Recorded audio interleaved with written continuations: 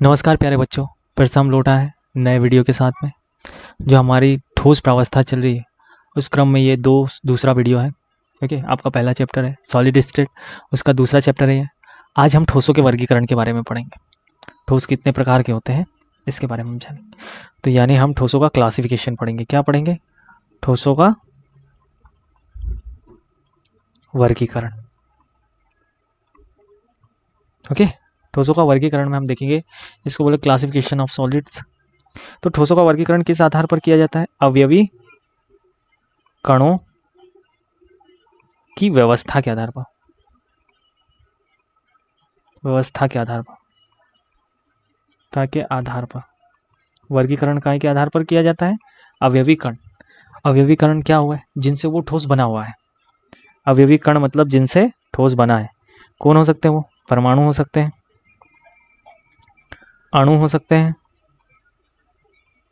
Ion हो सकते हैं, और भी कई प्रकार के हो सकते हैं। ठीक है, इनकी व्यवस्था यानी किस ढंग से इनको जमाया गया है उसके आधार पर, या किस ढंग से प्रकृति ने इनको जमाया है, या फिर हम लेबोरेटरी में अगर कोई एक विशेष प्रकार का ठोस बना रहे हैं तो वो ठोस किस प्रकार से जमाया गया है, ठोस में परमाणु की व्यवस्था किस प्रकार से की गई है, उसके आधार पर हम इन्हें दो प्रकार से बांटते हैं, दो भागों में बांटते हैं। हम इन्हें दो प्रकार में बांटते हैं, और वो हुआ पहला हुआ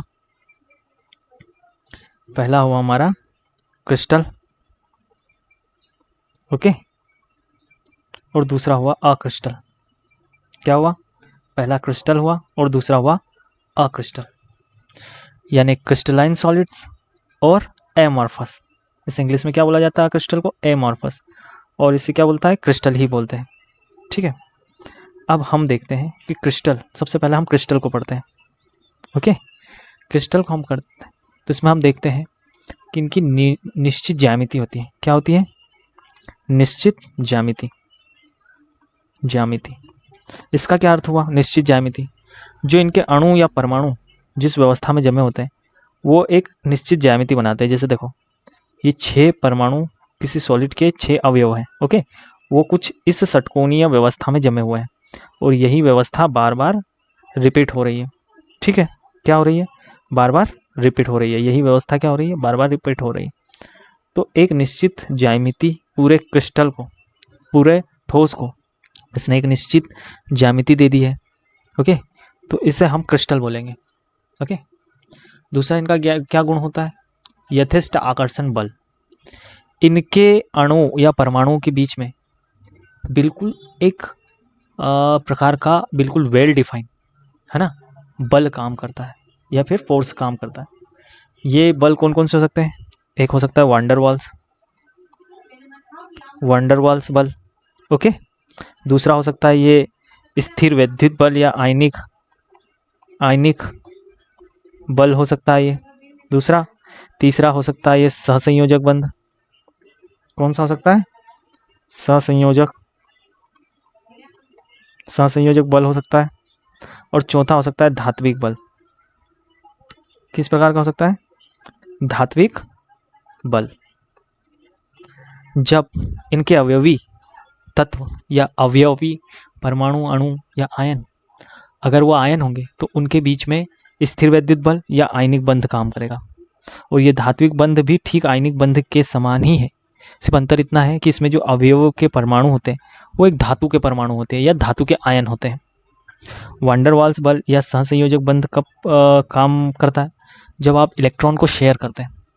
जैसे एक परमाणु अणु बन रहा है ना, सॉलिड में 2 परमाणु अपने इलेक्ट्रॉन्स को शेयर कर रहे हैं। उसमें हो क्या रहा है कि एक परमाणु में से इलेक्ट्रॉन निकला, ये मान लो ये परमाणु बना दिया। ओके, इसमें से इलेक्ट्रॉन निकला, इसमें अंदर न्यूक्लियस होता है, ये दूसरा मैंने परमाणु बनाया, अंदर न्यूक्लियस बाहर इलेक्ट्रॉन। अभी इलेक्ट्रॉन यहाँ स्टिक है। ओके, थोड़ा सा इनका क्या हुआ कि ये शेयर होने के लिए इलेक्ट्रॉन बाहर निकले, ये बाहर निकले इलेक्ट्रॉन। अब क्या हुआ कि ये इलेक्ट्रॉन इस न्यूक्लियस के थोड़े पास में आ गया और ये इलेक्ट्रॉन इस न्यूक्लियस के थोड़े पास में आ गया, तो इनके बीच में एक आकर्षण का बल, आवेश इन पे होने के कारण लगेगा, और इसी बल को हम सहसंयोजक बंध का बोलते हैं। जब इलेक्ट्रॉन की शेयरिंग होती है तब ये बंध बनता है। और वांडरवाल्स बल भी एक प्रकार का सहसंयोजक बंध ही है। तो यानी धात्विक और आयनिक बंध एक प्रकार के हुए। जब एक इलेक्ट्रॉन एक परमाणु से निकलकर दूसरे परमाणु में जाता है, उस समय में वो दूसरे परमाणु के न्यूक्लियस और उस इलेक्ट्रॉन के बीच में जो बल लगता है, अगर वो धातु का परमाणु है तो धात्विक बल हो जाएगा, और अगर एक सामान्य परमाणु है वो, तो सम आयनिक बल उनके बीच में काम करेगा, है ना। बल एक ही है, खाली नाम उसका अलग अलग दे दिया है। दूसरा, जब इलेक्ट्रॉन शेयर होंगे तो वांडरवाल्स या सहसंयोजक बंध लगेगा। इस प्रकार के बल हमारे क्रिस्टलाइन में, क्रिस्टलाइन सॉलिड या फिर हम क्रिस्टलीय ठोस में काम करते हैं।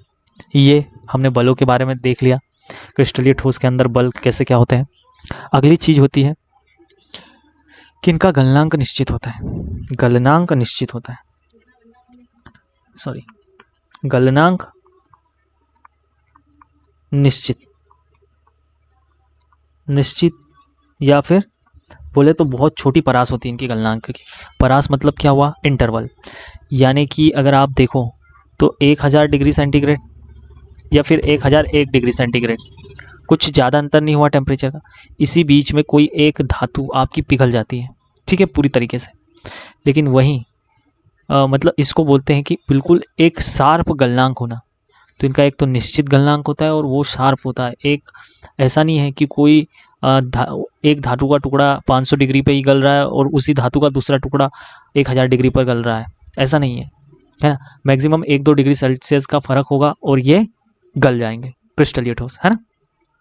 तो इनका शार्प क्या होता है, गलनांक होता है। निश्चित और बिल्कुल तीक्ष्ण गलनांक होता है।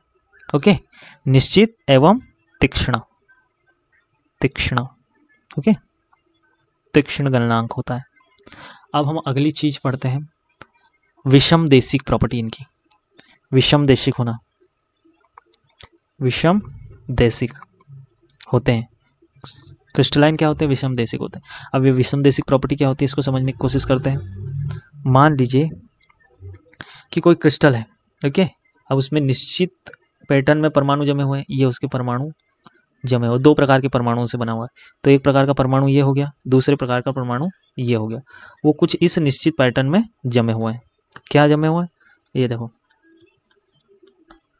ओके, बना लेते हैं थोड़ा सा हम, ओके।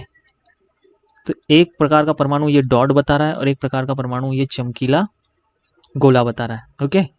वन टाइप ऑफ परमाणु ये रहा और एक प्रकार का परमाणु ये हुआ। अब इनकी विषम देशिक प्रॉपर्टी को हम देखते हैं क्या होती है। देखो, मान लो कि आपने, है ना, मान लो कि आपने इस दिशा में देखना शुरू किया। कौन सी दिशा में, कलर दूसरा लेते ताकि आपको समझ में आए। सबसे पहले आप वर्टिकली डाउनवर्ड आए, ये वर्टिकली डाउनवर्ड आए या वर्टिकली अपवर्ड आए, तो आपको कैसे मिलेंगे, एक जैसे परमाणु, एक जैसे अवयव, अवयव मिलेंगे। लेकिन आप तिरछा चले तो अलग अवयव मिले, है ना। एक क्या मिला, एक इसका परमाणु मिला, तो दूसरा ये काले डॉट वाला परमाणु मिला, फिर एक दूसरा परमाणु, फिर एक दूसरा। तो ये क्या हुआ, अलग अलग अवयव मिले। क्या मिले, अलग अलग अवयव मिले। तो एक केस में आपको एक जैसे अवयव मिल रहे हैं, एक केस में अलग अलग अवयव। तो इस दिशा में मटेरियल अलग हो गया और इस दिशा में मटेरियल अलग हो गया, ठीक है। अलग अलग मटेरियल, अलग अलग कंपोजिशन, तो अलग अलग प्रॉपर्टी अलग अलग जगह पे निर्भर है। मतलब गलनांक इस दिशा में अलग होगा इस दिशा के गलनांक से। रिफ्रैक्टिव इंडेक्स इस दिशा में अलग होगा, अपवर्तन इस दिशा में रिफ्रैक्टिव इंडेक्स अलग होगा। तो वो फ्रीजिंग पॉइंट इस दिशा में अलग होगा, इस दिशा में अलग होगा। तो ये विषम देशिक होते हैं। यहाँ से हमें ये प्रॉपर्टी चले। उदाहरण हो गए हमारे क्रिस्टल के, उदाहरण कौन कौन से हो गए। अगर हम उदाहरण देखें तो हमारे पास उदाहरण होते हैं, एक हमारा हुआ सामान्य जितने भी लवण होते हैं, ओके, वो लवण क्रिस्टलाइन होते हैं, ओके, सामान्य तौर पर ग्रेफाइट, ओके। फिर हमारा हीरा, क्वार्ट्ज, ओके, क्वार्ट्ज, ये सारे क्रिस्टलाइन हुए। कैल्साइट भी, कैल्साइट, ओके, ये भी हमारा क्रिस्टलाइन में आता है, क्रिस्टलाइन सॉलिड में आता है। अब हम पढ़ते हैं अक्रिस्टल।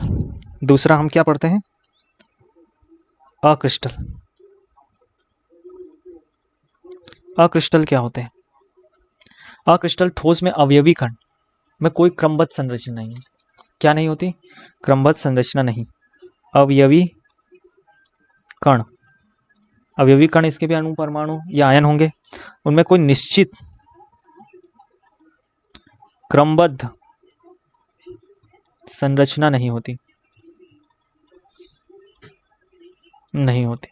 क्रमबद्ध और निश्चित संरचना नहीं होती। इससे क्या मतलब है कि कुछ भी पैटर्न में अणु परमाणु या आयन जमे हुए नहीं होते। निश्चित ज्यामिति भी नहीं होती, निश्चित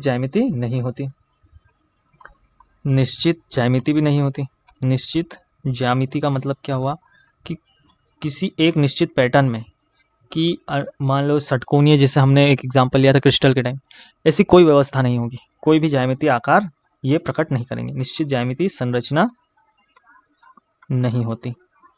ठीक, अगला ये पदार्थ कुछ सीमा तक असंपीड्य होते हैं। जो हमारे क्रिस्टल होते हैं वो पूरे तरीके से सॉलिड होते हैं, ये चीज़ मैं वहाँ बताना भूल गया था। जो हमारे क्रिस्टल होते हैं वो पूरी तरीके से सॉलिड होते हैं, लेकिन अक्रिस्टलीय क्या हो सकते हैं, संपीड्य भी हो सकते हैं, यानी उन्हें दबाया जा सकता है, संपीड्य। और क्रिस्टल्स को दबाया नहीं जा सकता था, वो संपीड्य नहीं होते थे, पूरी तरीके से दृढ़ होते थे।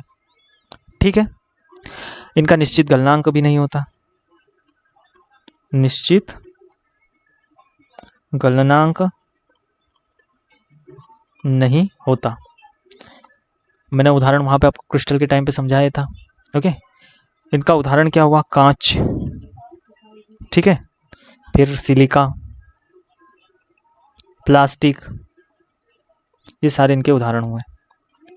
अब हम देखते हैं कि ये समदेशिक होते हैं। समदेशिक का मतलब क्या हुआ, मान लो देख लो, अव्यवस्थित एक संरचना बनाने की कोशिश करते हैं। ये हमने एक प्रकार के अणु ले लिए, ये दूसरे प्रकार के, ये अक्रिस्टल है, क्या है। अब इसको आप सीधा काटो तब भी देखो डिफरेंट टाइप के एटम मिल रहे हैं आपको, या डिफरेंट टाइप के अवयव मिल रहे हैं। और अगर आप तिरछा भी काटोगे तब भी डिफरेंट मिल रहा है, मतलब काला वाला डॉट भी मिल रहा है, हरा वाला डॉट भी मिल रहा है। ओके, तो दोनों दिशाओं में इनके क्या होंगे, गुण समान होंगे, यानी सभी दिशाओं में इनके गुण समान होते हैं। तो ये क्या होते हैं, समदेशिक। कैसे होते हैं, समदेशिक। या इसको हम बोले तो ये आइसोट्रोपिक होते हैं। और क्रिस्टल क्या होते थे हमारे, एनआइसोट्रोपिक। ओके, ये हमने कुछ एक अंतर देखे क्रिस्टल ओके और एमॉर्फस के बीच में।